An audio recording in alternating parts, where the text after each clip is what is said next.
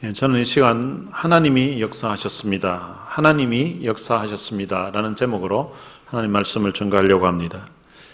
때때로 사람의 힘으로 불가능한 그런 상황들이 기도하는 가운데 이루어졌을 때에 이것이 하나님의 은혜였다고, 하나님이 도우셨다고 그렇게 표현을 합니다. 그리고 또 다른 표현이 하나님이 역사하셨다고 표현을 합니다.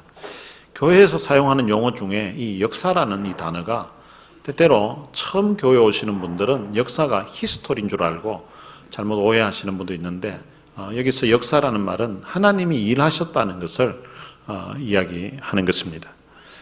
오늘 본문에 보면 시작을 이후에라는 단어로 시작을 합니다. 이후에라는 말은 앞부분에 이제 있던 내용과 연결을 해서 이제 이어지는 것입니다. 앞에 어떤 일이 있었는가 하면 산발락과 게셈이 느헤미야를 이제 암살을 하려고, 죽이려고 그런 계획을 짰습니다. 그래서 사람을 보내어서 이제 바깥으로 불러내어서 만나자고 했습니다. 근데 만나자고 했는데 이 느헤미야가 자기는 지금 성벽 공사 때문에 바빠서 못 간다고 했습니다. 그랬더니 4번씩이나 계속 사람을 보내가지고 부른 것입니다. 그래도 4번 다 못 간다고 했더니 5번째는 봉하지 않은 편지를 보내가지고 그 편지 내용이 보니까 네가 이 성벽 쌓는 것이 반역을 하려고, 모반하려고 하는 거다. 그리고 네가 예루살렘에서 왕이 되려고 하는 거다. 그리고 선지자를 세워서 너를 선전하기를 바로 이 예루살렘의 유다의 왕이다고 이렇게 한 것 이제 다 아는 사람 다 안다고. 그리고 이 소문이 아마 곧 페르시아 왕에게도 알려질 거라고. 그러니까 같이 만나서 의논하자고 이렇게 불러내려고 했습니다. 그때에 느헤미야가 그건 너희들이 다 너 마음에서 거짓으로 지어낸 거라고 그렇게 하고 하나님 앞에 기도를 합니다. 이제 내 손을 힘있게 해달라고 하나님 앞에 기도를 했습니다. 그 다음에 그 후에 일어난 일입니다. 그 후에 어떤 일이 있었는가 하면 오늘 본문에 보면 스마야라는 사람이 나옵니다. 이 스마야가 어떤 사람인가 하면 이 스마야는 오늘 본문 10절에 보면 우리가 하나님의 전으로 가서 외소 안에 머물고 그 문을 닫자고 이야기합니다. 이 하나님의 전 외소 안은 지성소 들어가기 바로 직전에 있는 그 공간인데요. 그런데 거기에는 제사장만 들어갈 수가 있습니다. 이런 걸로 보아서 이 스마야라는 사람은 일단 제사장으로 우리가 추정해 볼 수 있습니다. 그리고 12절에서는 이 사람이 예언을 합니다. 예언을 한 내용을 보면 그 당시 예언을 하는 것은 선지자들이 예언을 했습니다. 그래서 이 스마야라는 사람은 제사장이면서 동시에 선지자 역할을 했던 그런 사람이었던 것 같습니다. 그런데 이 사람이 두문불출했다고 합니다. 이 두문불출했다는 말은 집에 있어가지고 바깥으로 전혀 나오지 않았다는 것입니다. 그런데 이 사람이 집에서 전혀 나오지 않으니까 이 느헤미야가 이 사람의 근황이 궁금했던 것 같습니다. 그래서 그 사람 집에 갔습니다. 그래 갔더니 이 사람이 느헤미야에게 하는 말이 그들이라는 말은 산발락과 도비야, 지금 성벽을 쌓는 일을 방해하는, 그리고 느헤미야를 죽이려고 하는 세력들입니다. 그들이 너를 죽이러 온다는 거예요. 죽이러 오는데, 그러니까 우리가 하나님의 전으로 가서 외소 안에 거기서 숨자는 거예요. 반드시 밤에 와서 너를 죽일 거라고. 이 죽인다는 말을 2번씩이나 합니다. 반드시 밤에 와서 너를 죽인다고 이렇게 이야기하는 거예요. 이 이야기를 듣고 나서 느헤미야가 이런 말을 합니다. 나 같은 자가 어찌 도망하여서, 나 같은 자가 어떻게 외소에 거기 들어가서 생명을 보존하겠냐고 이렇게 이야기합니다. 지금 이 느헤미야는 유다의 총독입니다. 지금 총독이 산발랏은 사마리아의 총독이에요. 그리고 도비야 같은 경우에는 암몬 사람인데요. 암몬의 영향력이 있는 그런 사람이에요. 자, 이런 사람들이 공격을 해온다고 해가지고 유다의 그래도 최고 지도자인데 그 사람이 자기 목숨 살리겠다고 성전에 들어가서 이렇게 숨는다는 게 이게 말이 안 되잖아요. 그래서 내가 어떻게 총독인데 어떻게 그렇게 하겠냐고. 그리고 외소 안에 들어가는 것은 거기는 제사장이나 들어갈 수 있는데 나는 제사장도 아닌데 내가 거기 들어갈 수 없다라고, 그렇게 들어가지 않겠다라고 그렇게 했습니다. 그렇게 했더니 그 다음 12절에서는 그렇게 했던 이유를 깨달았는데, 왜 깨달았는가 하면 깨달은 내용이 그는 하나님께서 보내신 바가 아니라는 것입니다. 원래 이 스마야는 제사장이고 그리고 선지자인데, 그런데 하나님께서 보내신 바가 아니라, 이 말은 이 사람이 원래는 제사장이 맞고 지금도 선지자 맞는데, 근데 지금 자기에게 하는 이 말이 하나님께서, 하나님을 통하여서 자기에게 주시는 말씀이 아니라고 그가 깨달았다는 것입니다. 도비아와 산발랏에게 뇌물을 받고 내게 예언을 함이라. 그러니까 이 스마야라는 선지자가 자기가 기도하는 가운데 하나님이 너 느헤미야에게 가서 이렇게 몸을 피하라고, 이렇게 하나님으로부터 계시를 받아서 전한 것이 아니라 이 도비아와 산발랏에게 뇌물을 받아가지고 지금 자기에게 그런 말을 했다는 것입니다.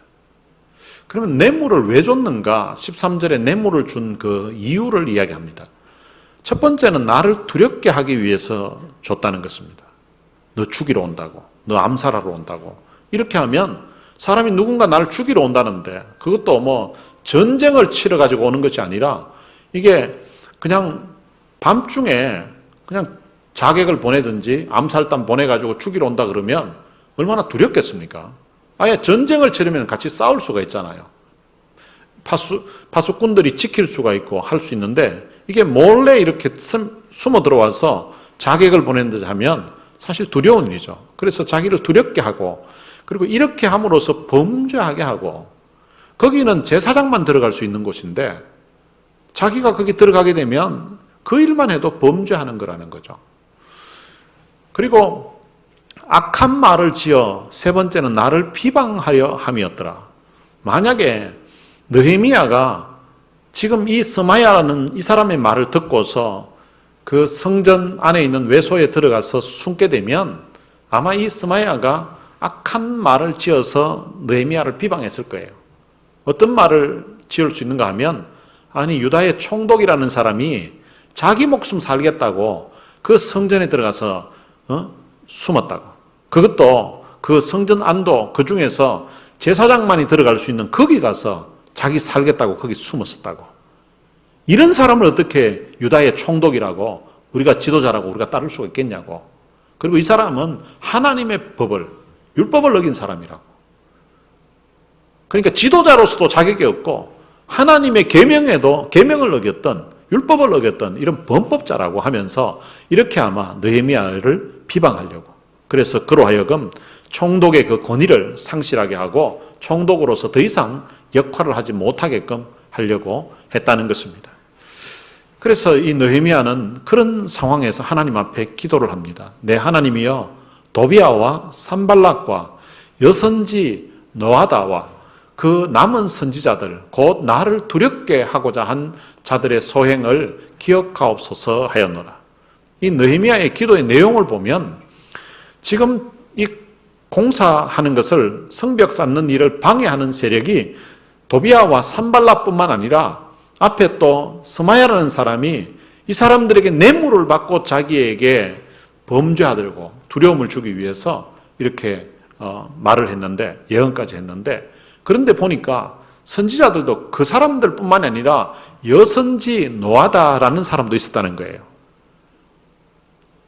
그리고 그 다음에 보면 그 남은 선지자들이라고 한 것 보면 복수로 한 것이니까 아무리 적어도 두 사람은 될 거 아니에요. 물론 그게 10명이 될 수도 있고 20명이 될 수도 있겠지만 적어도 앞에 스마야까지 합치면 4사람에게 뇌물을 줘가지고 마치 하나님이 원하는 것처럼 그렇게 말을 했다는 것입니다. 여러분, 이 사람들이 원래 선지자가 아닌 사람이 아니에요. 그리고 그 당시 사람들도 다 선지자인 줄 알고 있었습니다. 그러나 적어도 뇌물을 받고 나서부터 그들이 한 말은 하나님이 하고자 하는 말을 하는 게 아니라는 것입니다. 우리 민족의 그 역사 가운데도 보면 주기철 목사님 같은 분이 있습니다. 이분들은 일제 그 식민지 하에 있으면서도 신사참배를 거부하고 믿음으로 하나님을 섬겼던 사람이에요. 근데 그런 사람을 그 당시 노회에서, 총회에서 그 목사를 면직을 시킵니다. 목사가 면직됐다는 말은 목사가 아니라는 거예요. 근데 세월이 지나서 이제 회개하고 다시 목사로 부르도록 그 직을 회복했습니다. 이미 돌아가신 그 상황에서. 여러분, 적어도 그때 당시에 목사를 면직하고 했던 그 목사들 있잖아요. 그런 사람들이 한 행동은 하나님의 뜻으로 했다고 볼 수가 없는 거예요. 오늘날에도 마찬가지일 수 있습니다. 그 사람이 목사라고 하지만 목사 안수구 받은 것도 맞고 제대로 된 신학교 졸업한 것도 맞다고 하더라도 때때로 어떤 마치 이 사람들이 산발락과 도비야 이런 사람들에게 뇌물을 받았던 것처럼 때로는 그들에게 매수되고 때로는 어떤 그런 권위에 굴복해가지고 거기에 비굴하게 하는 그런 말들이 있다면 그 사람이 지금 목사로 사는 말이라 할지라도 하나님이 그들에게 원하는 대로 선포하는 것은 아니라는 거죠. 오늘날에도 지금 이 코로나 전국 가운데서 믿음으로 말하는 그런 사람이 있는가 하면 때로는 자기 생각으로 말하는 그런 사람이 있다는 것입니다. 오늘 목회자 입장에서는 어떤 뇌물, 어떤 권력 앞에서도 하나님 앞에 믿음으로 서는 것이 참 중요합니다. 그리고 성도들도 마치 이 느헤미야처럼 그 선포되는 말씀을 들을 때에도 저것은 목사님이 겁을 먹고 목사님이 비굴하게 자기 입장에서 그냥 이야기하는 거라는 이런 것을 깨달을 수 있어야 되고요. 저것은 정말로 하나님이 원하시는 방법이구나, 하나님의 말씀이구나 하는 것을 깨달을 수 있는 그런 통찰력이, 그런 지혜가 있어야 된다는 것입니다. 이 느헤미야는 그 스마야가 말을 할 때에 이건 하나님께서 보내신 바가 아니라고, 그리고 이것은 도비야와 산발랏에게 저 선지자가 뇌물을 받고 내게 이런 예언을 한다는 것을 그가 깨달을 수 있었는데 어떻게 해서 이렇게 그 말을 듣자마자 바로 깨달을 수 있었을까? 아마 그는 오늘 본문 앞부분에 하나님 앞에 기도했습니다. 이제 내 손을 힘있게 하여 주옵소서. 이제 내 손을 힘있게 하옵소서. 이 느헤미야는 늘 기도하는 사람이었습니다. 하나님 앞에 기도하고 그렇게 믿음으로 나아가니까 하나님께서 비록 선지자가 하는 말이라 할지라도 그 말을 들을 때 이건 하나님께로부터 온 말씀이 아니구나 하는 것을 그가 깨달을 수 있었다는 것입니다. 오늘 이런 깨달음이 여러분들에게도 있게 되시기를 주님의 이름으로 축복합니다. 그리고 어떤 상황 가운데서도 믿음으로 반응할 수 있게 되시기를 주님의 이름으로 축복합니다. 이렇게 기도를 했는데, 기도를 하고 난 다음에 그 다음 15절에 보면 이제 성벽 역사가 52일 만에 엘룰월 25일에 끝났다고 그렇게 말합니다. 이 성벽의 역사가 52일 만에 오랜 세월 동안 성이 허물어진 상태에서 방치되어 있었습니다. 100년이 넘는 기간 동안 오랜 세월 동안 방치했던 이 성벽을 누군가 와서 쌓을 생각도 못 했었는데, 그런데 느헤미야라는 한 지도자가 기도하면서 백성들과 함께 시작했더니 52일이라는 아주 짧은 기간 안에 성벽이 다 보수 공사가 끝이 난 것입니다. 그리고 이 공사가 엘룰월 25일에 끝났다라고 말합니다. 이 엘룰월은 우리식 달력으로 하면, 태양력으로 하면은 이게 8월 중순에서 한 9월 중순경 됩니다. 엘룰월이. 그러니까 이게 거의 한 7월 달부터 7월 달, 6월 그쯤에서 이 공사를 시작한 거죠. 그렇게 해서 지금 마치게 됐다는 것입니다. 사실 7월 달에 공사를 하려고 하면 이스라엘의 이 기후가 우리가 살고 있는 이 LA 기후와 거의 유사합니다. 그러면은 캘리포니아의 이 LA 기후를 생각해 보면 7월 달은 상당히 덥습니다. 햇볕이 강하고. 그런데 왜 하필 이런 때에 공사를 진행했을까? 아마 공사를 이때 했던 이유가 있었던 것 같아요. 겨울에 하면 일하기는 좋은데, 그런데 겨울에는 거기는 우기입니다. 우기가 되면 이제 공사하는 도중에 만약에 비가 와버리면 공사 자체를 할 수가 없게 됩니다. 그래서 비록 좀 덥지만 이제 비가 오지 않는 이런 건기에 공사를 하기로 시작을 해가지고 또 그 기간 안에 끝을 내었던 것 같습니다. 이 52일 만에 이 성벽이 완성됐다는 것은 너무나 놀라운 일입니다. 이 얼마나 놀라운가 하면 그 대적들의 반응을 보면 알 수가 있습니다. 16절에 보면 대적들의 반응이 나오는데요. 우리의 모든 대적과, 여기 대적은 산발락과 도비야 그리고 게셈 같은 이런 사람들이에요. 이런 사람들과 주위에 있는 이방 족속들이 그 주위에서 같이 동조했던 그런 이방 세력들이 있습니다. 그런 족속들이 이를 다 듣고 두려워하여 크게 낙담하였다고 합니다. 원래는 이 공사하는 느헤미야와 유다 백성들을 두려움을 갖게 하기 위해서 그들이 조롱하고 그리고 비웃고 그리고 협박하고 심지어는 편지를 써가지고 만나자고 해서 불러내어서 느헤미야를 죽이려고 하고 또 선지자들을 동원해가지고 뇌물을 줘가지고 이제 범죄하게 만들고 겁을 주고 이렇게 했는데, 그런데 이 사람들이 성벽이 52일 만에 이루어진 그 사건을 보고 이들이 다 두려워했다는 것입니다. 두려워하는 것으로 끝나는 것이 아니라 크게 낙담했다는 것입니다. 완전 막 마음이 무너지는 것 같은 그런 상황에 이르렀다는 것입니다. 그렇게 된 이유가 있는데 그들이 우리 하나님께서 이 역사를 이루신 것을 알미니라. 그러니까 이 52일 만에 예루살렘 성벽 전체가 다 완공이 됐다는 것은 이것은 사람이 노력한다고 되는 일이 아니라는 것을 그들이 알고 있었던 거예요.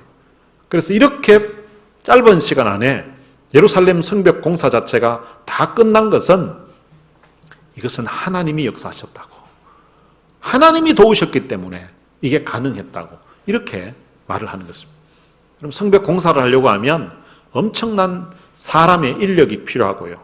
그리고 또 재정적으로도 엄청난 돈이 필요할 수 있고 거기에 돌이나 그리고 나무 이런 것들이 엄청나게 필요할 건데 이 52일 만에 그리고 그 날씨 자체가 아주 더울 때에 이 공사를 시작했는데 짧은 기간 안에 이렇게 빨리 완공할 수 있었던 것은 하나님의 역사라는 거죠. 이것은 사람이 우리가 한번 해보자고 이렇게 해서 될 수 있는 일이 아니었다는 것입니다. 그럼 약간 사람이 노력해서 같이 힘을 합쳐서 하면 되는 거였다면 이 모든 대적들이 주위에 있는 이방 족속들이 성벽이 완공됐다는 사실 때문에 그들이 두려워하고 그들이 크게 낙담할 이유가 없지 않습니까? 하나님이 저들을 돌보고 있구나.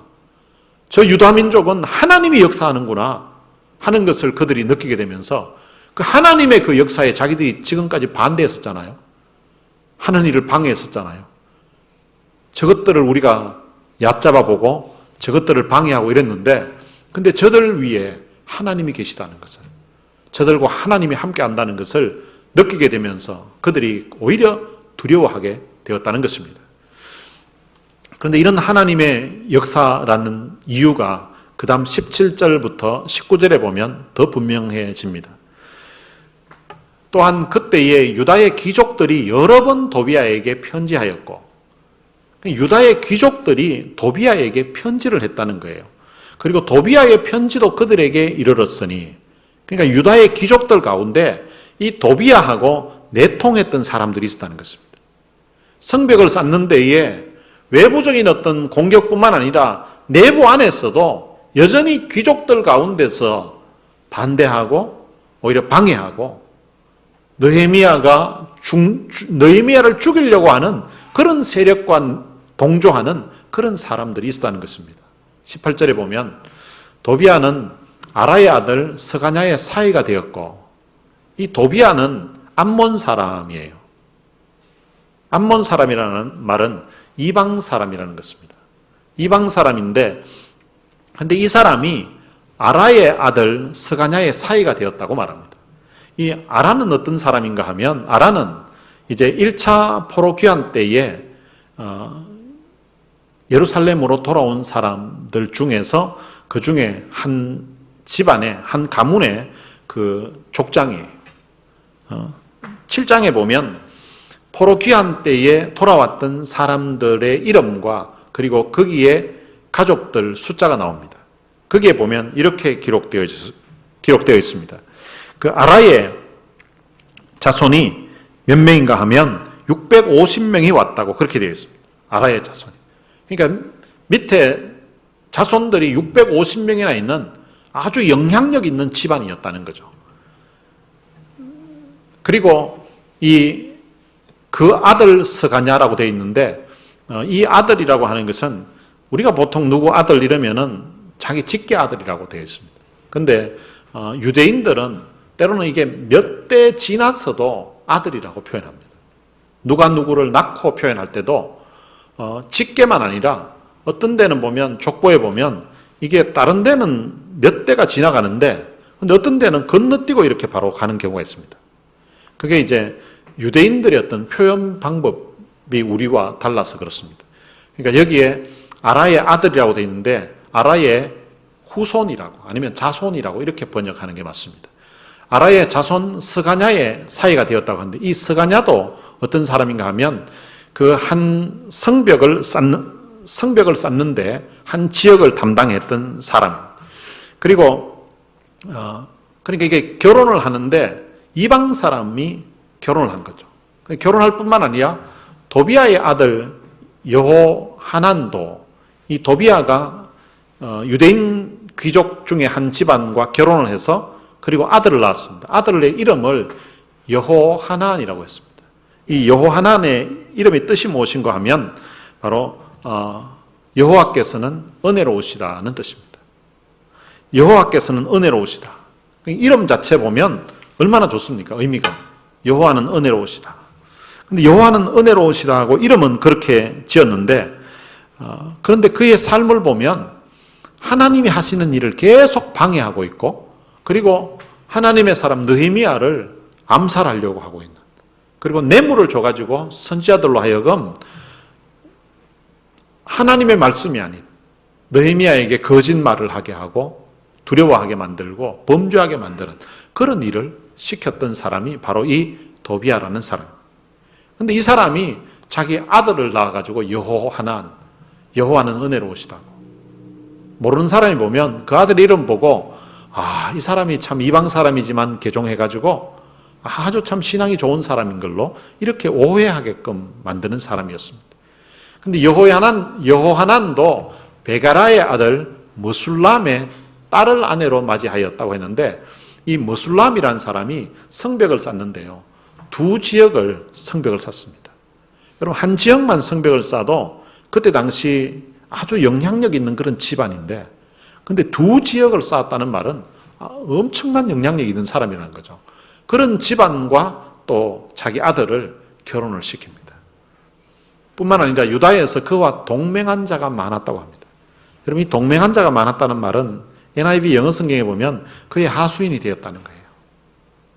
마치 앞부분에 뇌물 줘가지고 스마야라는 선지자로 하여금 거짓말을 느헤미야에게 하게 하는 것처럼 이 뇌물 받고 아니면은 그에게 아부하고 그가 좀 영향력 있고 힘 있는 사람이니까 그에게 내가 당신에게 충성하겠다고 당신의 말 지지하면 따르겠다고 하는 이런 동맹한 사람들이 많았다는 것입니다.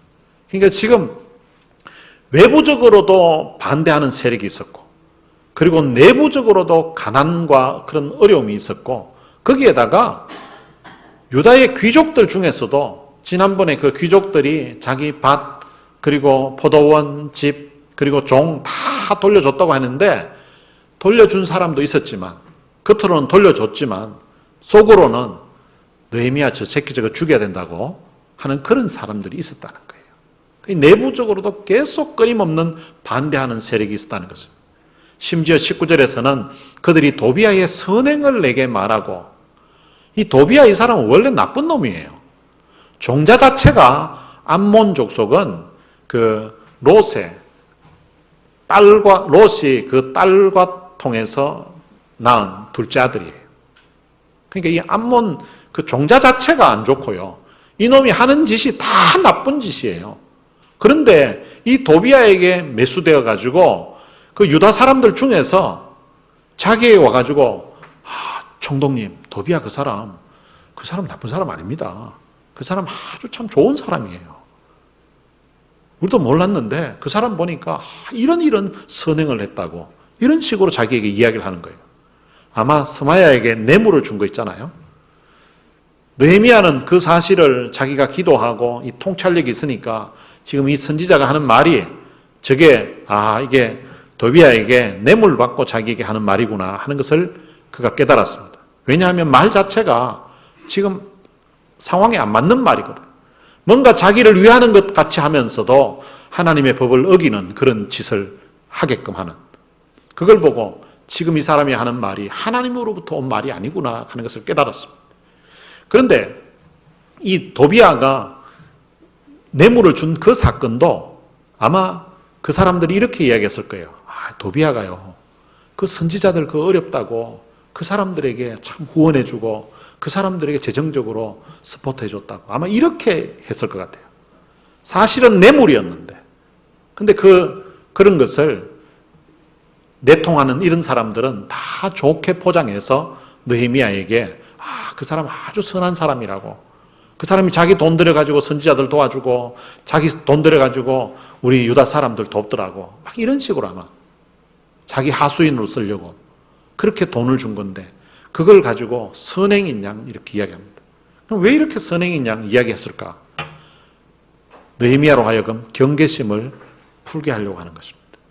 느헤미야는 도비야 이러면 저 새끼 저건 나쁜 놈이야 저 놈은 하나님의 일을 방해하는 놈이고 우리 유다가 잘 되는 걸 계속 방해하는 놈이라고 막 이렇게 딱 경계심을 가지고 있는데 옆에서 아닙니다. 도비야 정말 좋은 분입니다. 우리 지역에 그 성벽을 쌓는데 지금 엄청난 일을 하시는 분 있죠. 그분하고 사돈지간이에요. 그리고 그분 딸도 어느 지역 성을 쌓고 있는 그 집안하고 그의 아들도 지금 사돈지간이에요. 뭐 이러면서 아주 좋은 분이라고 이야기해서 느헤미야로 하여금 경계심을 풀도록 하는 그런 역할을 했다는 것입니다.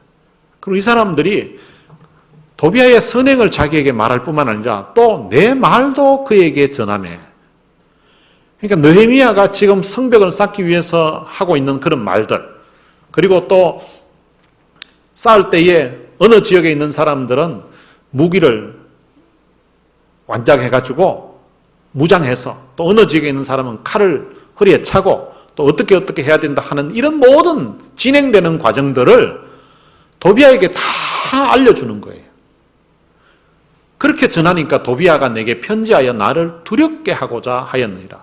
그러니까 이 도비야가 느헤미야의 돌아가는 상황을 다 아는 거예요, 내부에. 그래서 그에게 자꾸 위협하고 그렇게 해서 느헤미야로 하여금 두렵게 만들었다는 것입니다. 어쩌면은 스마야 집에 찾아가게 한 것도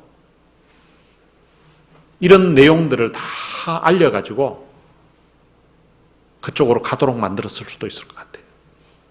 스마야로 하여금 아예 나오지 말고 집에 있으면 아마 느헤미야가 너 이제 찾아갈 거라고, 찾아가면 그때 이런 말을 하라고 하면서 배후에서 다 조정하고 있는 그런 상황인데, 이런 안팎으로 아내는 매수되고 그리고 그에게 뇌물을 받고 따르는 사람도 있고, 그리고 바깥에서는 계속해서 위협하고 있고, 그리고 안으로는 백성들이 참 흉년으로 인하여서 어려운 가운데 있었지만 그런 가운데서도 52일 만에 이 성벽 공사가 완성된 것은 하나님이 역사했기 때문에 가능했다는 것입니다. 하나님이 도우셨기 때문에 가능했다는 것입니다. 그럼 느헤미야가 자기의 삶을 한번 돌아보면 느헤미야에게도 정말 꿈 같은 일일 거예요. 페르시아에 있으면서 고국의 그 안타까운 소식 듣고서 너무 마음이 아파서 눈물로 하나님 앞에 기도하고, 그리고 나와 내 아버지 집이 하나님 앞에 범죄했다고 하면서 회개하고, 그런 가운데 자기가 그 무너진 예루살렘 성벽을 내가 쌓는 일에 내가 헌신해야 되겠다고 그렇게 결단하고, 그리고 이 일이 가능하기 위해서는 페르시아 왕의 마음이 변하고 왕이 허락을 해야 되니까 그 문제를 놓고서 하나님 앞에 기도합니다. 그리고 자기가 거기 가더라도 지금 그곳에 있는 사람이 너무 지금 경제적으로 어려운 가운데 있으니까 자기가 가더라도 건축하는 데에 필요한 자재들 이런 것들은 왕이 지원을 해줘야 되는 상황이라서 흔쾌히 지원해 줄 수 있도록, 그리고 가는 길도 1400km가 넘는 그 먼 길을 가니까 안전하게 통과할 수 있도록 이 모든 일을 위해서 하나님 앞에 기도했습니다. 근데 기도하고 그리고 말할 그 시간도 언제 해야 좋을지 때를 기다리다가 왕후가 함께 있는 그날, 왕이 아주 기분이 좋은 날 택해서 그 상황을 이야기했습니다. 그렇게 이야기했더니 왕이 아주 흔쾌히 허락을 해줬습니다. 허락으로 끝나는 것이 아니라 왕의 군대 장관을 보내가지고 안전하게 갈 수 있도록, 그리고 기병대를 보내서 빨리 갈 수 있도록 허락을 해줍니다. 배려를 해줍니다. 그리고 와서도 바로 일을 추진하지 않고 며칠 동안 아무에게도 알리지 않고 있었습니다. 아마 며칠 동안 느헤미야의 그 하는 스타일로 보면 기도했을 것이라고 봅니다.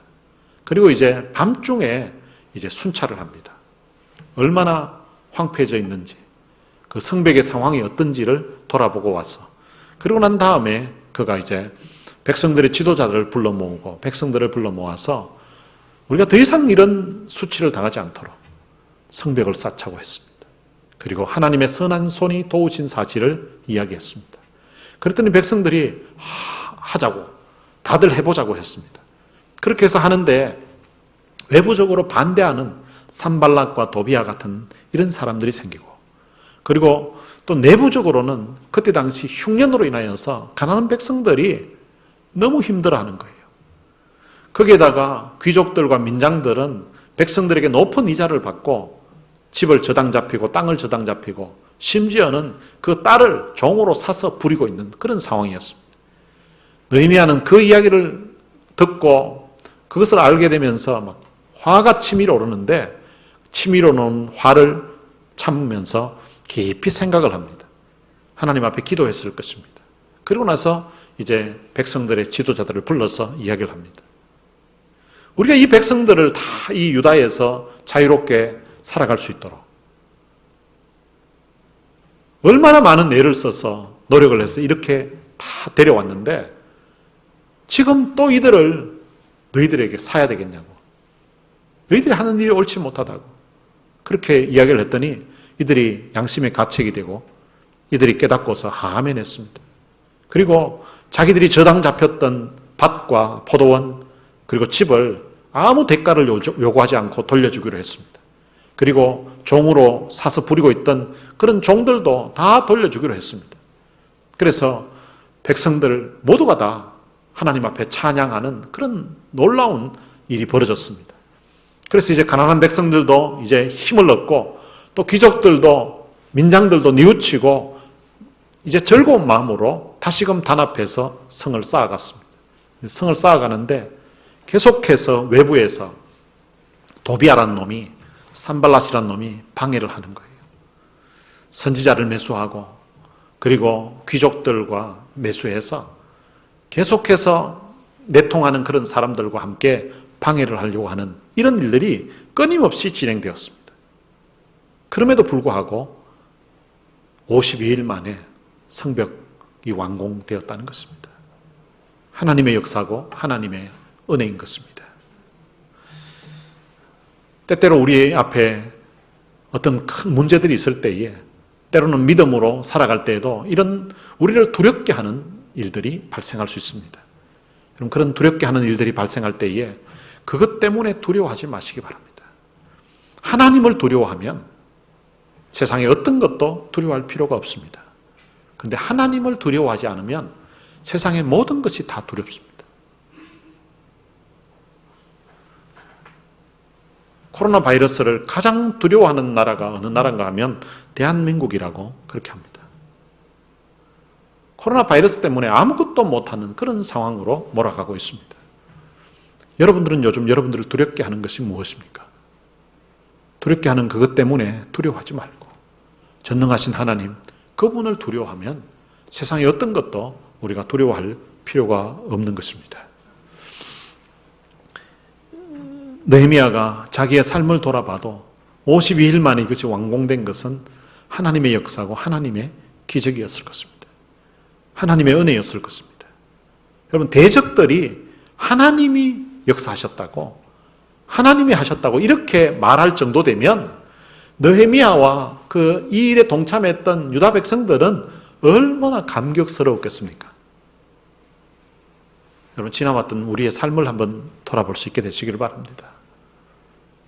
우리의 삶의 순간순간에도 보면 우리의 힘으로 감당할 수 없었던 그런 어려운 일들, 우리의 힘으로 해결할 수 없었던 그런 문제들도 들어있었을 것입니다. 그런데 그런 문제들 가운데서, 그런 문제들을 만났을 때에 하나님 앞에 기도하고 하나님의 은혜를 구했을 때에 하나님이 우리의 기도를 들으시고 응답해 주셔서 그런 위기를, 그런 어려움을 견디고 이겨나갈 수 있도록 해 주셨습니다. 느헤미야의 이 성벽 공사만 하나님이 역사하신 것이 아니라 하나님은 우리 개인의 삶에서도, 우리 가정의 삶에서도, 우리 교회의 삶에서도 돌아보면 하나님이 역사하셨습니다. 그때 하나님이 도우셨습니다. 하나님의 은혜였습니다. 라는 그런 고백할 만한 것들이 얼마나 많은지 모릅니다.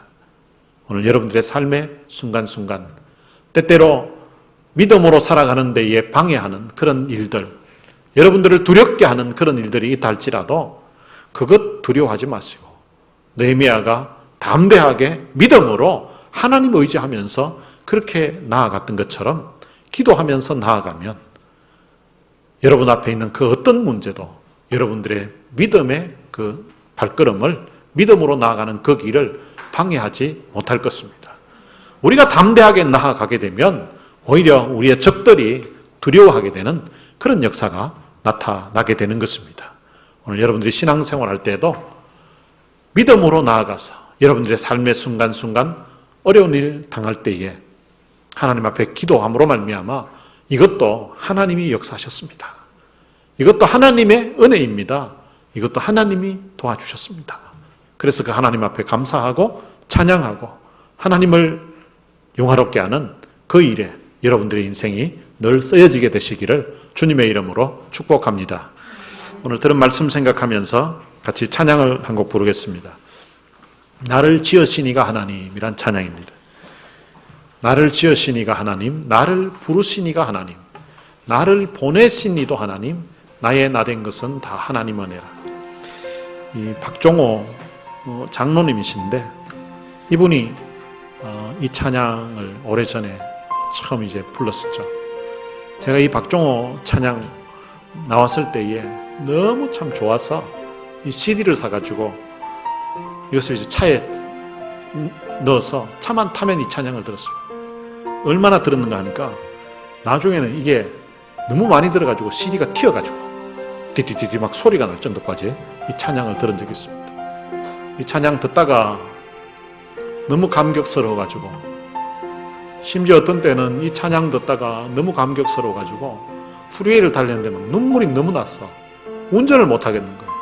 그래서 차를 세워가지고 눈물을 닦고 그리고 좀 지나고 나서 다시 운전을 해갔던 그런 적도 있었습니다. 지나왔던 우리의 삶을 한번 돌아보면서 이 가사의 내용을 한번 음미해 보면서 함께 이 찬양 부르시면 좋을 것 같습니다. 같이 찬양하시겠습니다.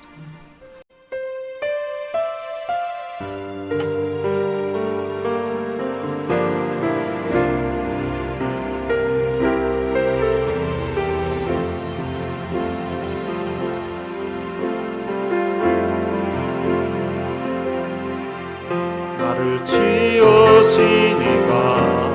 하나님, 나를 부르시니가 하나님,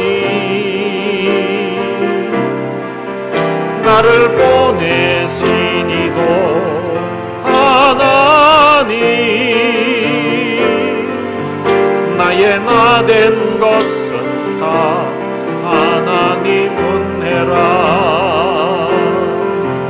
나의 달려갈 길 다 가도록 나의 마지막 다 하도록 그 십자가 함께 하시니 나의 나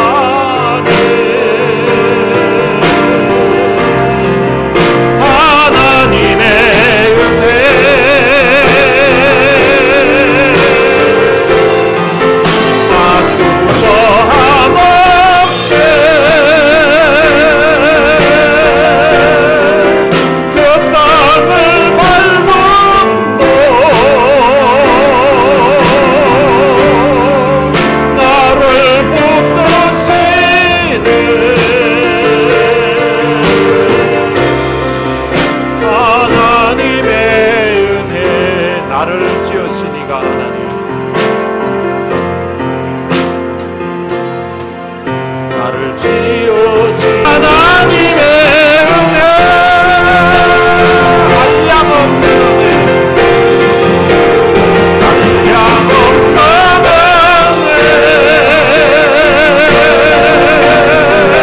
갚을 길 없는 은혜, 내 삶을 내어 사네.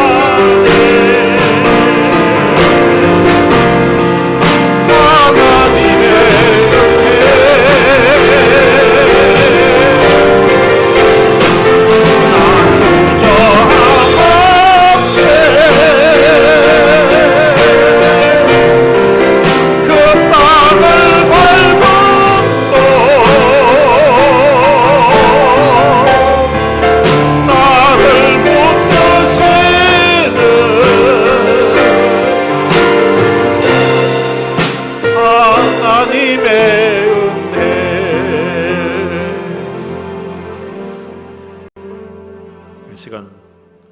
우리도 같이 한번 기도해 봤으면 좋겠습니다. 지나왔던 우리의 삶을 한번 돌아보면서 하나님이 역사하셨습니다. 하나님의 은혜였습니다 라고 고백할 수 있었던 그런 사건들, 그런 일들, 우리 인생 중에 한번 돌아보면서 하나님 앞에 감사의 기도를 우리 한번 드려봤으면 좋겠습니다. 그리고 그 베풀어 주신 하나님의 은혜를 생각하면서 다시 한번 우리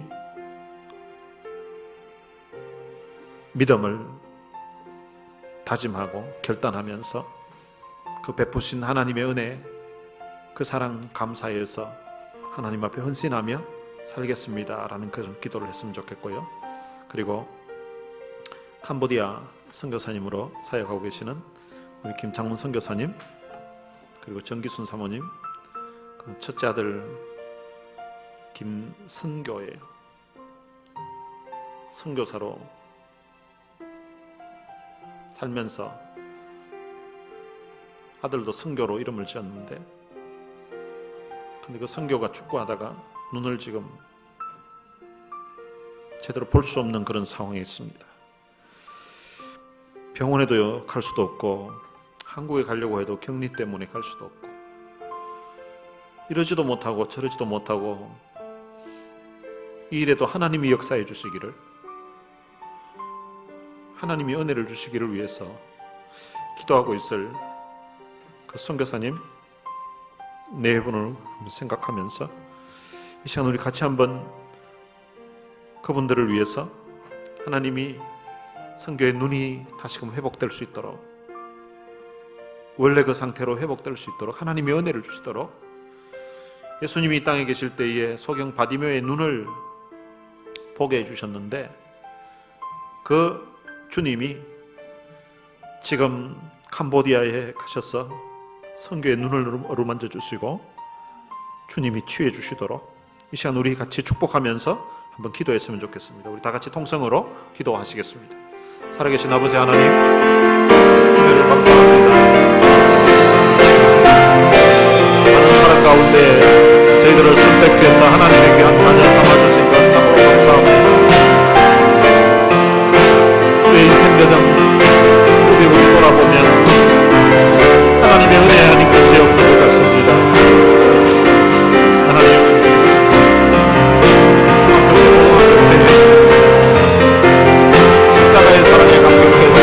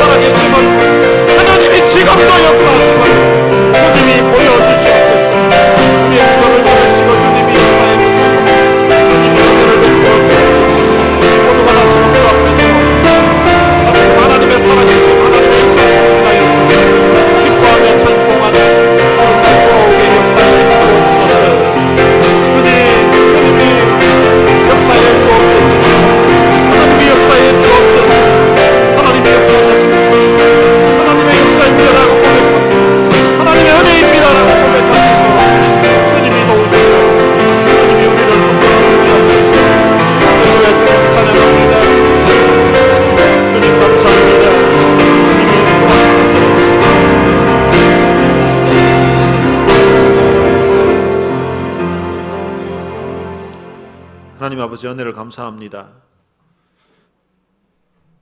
성벽이 52일 만에 완공된 것이 하나님이 역사하셨기 때문이었던 것처럼 오늘 우리 인생의 여정도 되돌아보니 하나님이 역사하셔서 하나님이 도와주셔서 하나님의 은혜로 여기까지 오게 하신 것 참으로 감사합니다. 우리의 삶에 참 힘들고 우리 힘으로 해결할 수 없었던 그런 어려운 일들 있었지만 그때마다 그래도 하나님을 찾게 하시고 하나님 앞에 눈물로 부르짖게 하셨던 것 감사합니다. 우리의 눈물의 기도를 들으시고 응답해 주셔서 하나님 그 어려운 고비들을 견디고 이길 수 있도록 해주시고 그리고 또한 믿음으로 설 수 있도록 하나님께 더 가까이 나아갈 수 있도록 역사해 주셨던 것 참으로 감사합니다. 우리의 삶에 베풀어 주셨던 이 하나님의 은혜를 우리의 가슴 깊이 간직하게 해주시고 이 하나님의 은혜에 대한 감사와 감격하는 마음 가지고서 주를 위해 살아가는 저희들 되게 하여 주옵소서. 특별히 캄보디아에서 사역하시는 김창훈 선교사님과 그리고 정 교수님 사모님을 주님이 불쌍히 여겨주시기를 원합니다. 그 아들 선교를 주께서 긍휼히 여겨주셔서 이 시간 치유의 은혜를 베풀어 주시기를 원합니다. 하나님, 젊은 청년인데 미국에 참 좋은 대학을 나오고 대학원을 나왔고서도 아버지가 헌신했던 그 나라에 가서 선교하면서 살겠다고 주님 그 지역에 가서 주님이 기뻐하시는 선교를 위해서 헌신하는 젊은이인데 주께서 그 젊은이에게 은혜를 베풀어 주시기를 원합니다. 주님이 바디메의 그 눈을 낫게 해주시고 다시금 보게 해주셨던 것처럼 주님 선교의 눈이 다시금 밝아지게 주님이 역사해 주옵소서. 그래서 전날처럼 정상적으로 볼 수 있도록 주께서 은혜를 베풀어 주시기를 원합니다. 그래서 하나님 앞에 기도했더니 하나님의 은혜를 구했더니 하나님이 역사해 주셨노라고 간증할 수 있는 그런 놀라운 간증거리가 될 수 있도록 역사해 주옵소서. 우리 주 예수 그리스도의 은혜와 하나님의 무한하신 사랑과 성령님의 위로교통 충만하심이 받은 은혜, 받은 사랑 생각하면서 남은 삶을 주를 위해 살 것을 마음에 다짐하는 주의 귀한 자녀들 머리 위에 이제로부터 영원토록 함께 있을지어다. 아멘.